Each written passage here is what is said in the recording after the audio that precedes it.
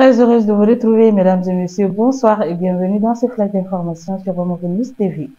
Nous entamons ce flash d'information par l'actualité nationale.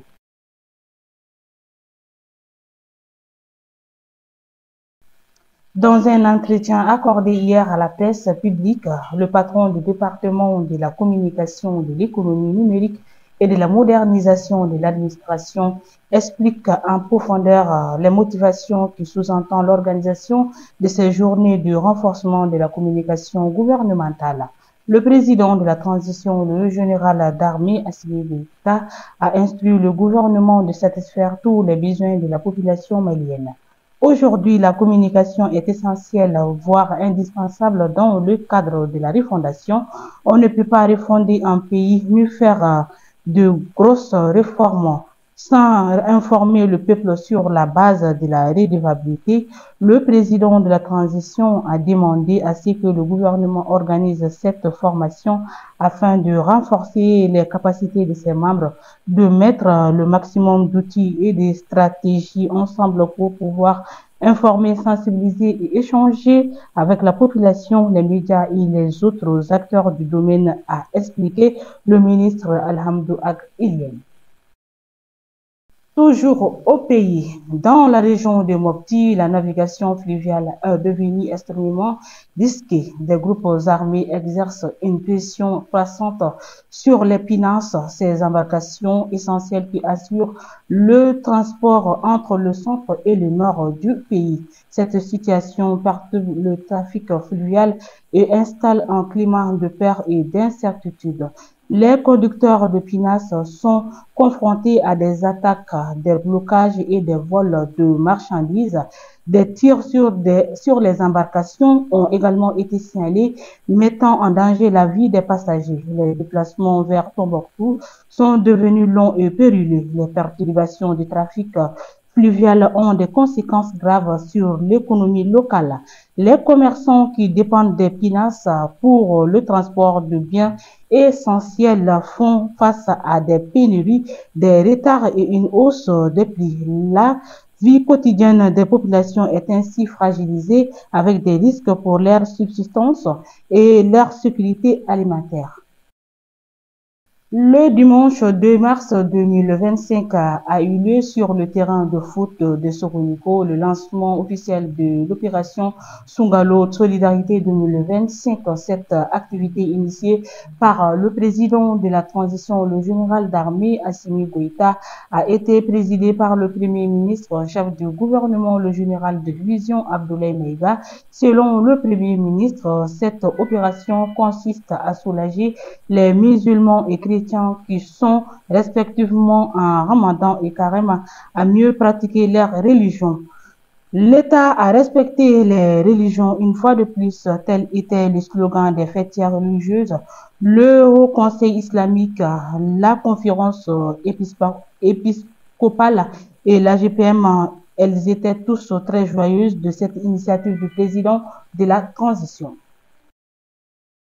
Les anciens présidents directeurs généraux de la compagnie malienne pour le développement du textile, Ousmane Agnon Guindo, Tena Koulibaly, Baba Berté, Khalifa Sanogo sont sur la sellette.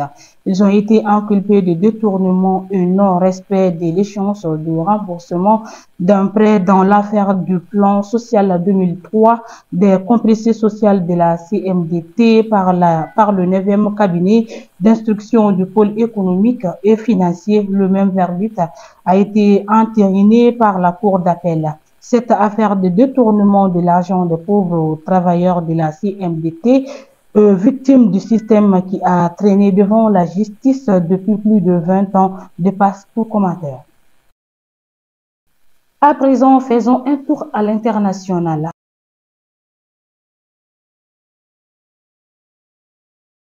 La tentative de médiation de la communauté économique des États de l'Afrique de l'Ouest en Guinée-Bissau s'est soldée par un échec.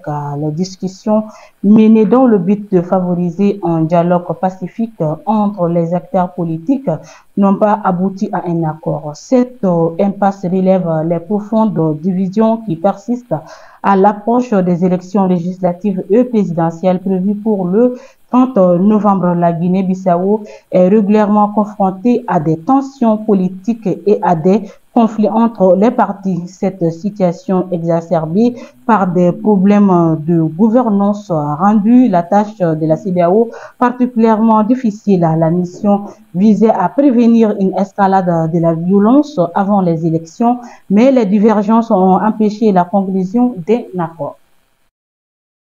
Une rumeur persistante circule depuis samedi 1er mars 2025 affirmant que le président de la transition russe, Clotaire Oligui Nguema, aurait démissionné de l'armée. Cette fausse information relayée sur les réseaux sociaux et reprise par certains médias a suscité de nombreuses réactions. Face à cette situation, la présidence de la République a tenu à rétablir la vérité dès le dimanche 2 mars 2025 à travers un communiqué officiel par son porte-parole Max Olivier Obama. Une rumeur de plus en plus insistante devenue virale dans tous les réseaux sociaux et toutes les plateformes numériques fait état de la démission de l'armée du président de la République, le général russe Clotaire Oligui Nguema. La présidence de la République demain formellement, a indiqué le porte-parole.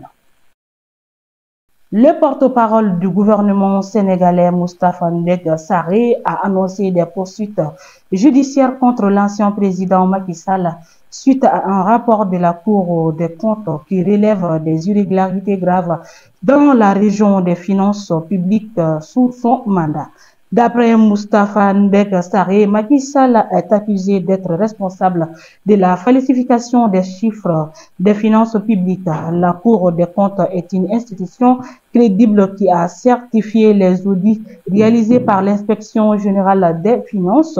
Macky Sall doit aujourd'hui demander pardon aux Sénégalais. Il n'a pas seulement mal géré ce pays, mais il a aussi commis des actes extrêmement graves, a-t-il déclaré sur les ondes de la RFM. Le porte-parole a ajouté que l'ancien chef de l'État ne pourra pas échapper à la justice et devrait répondre à ses actes.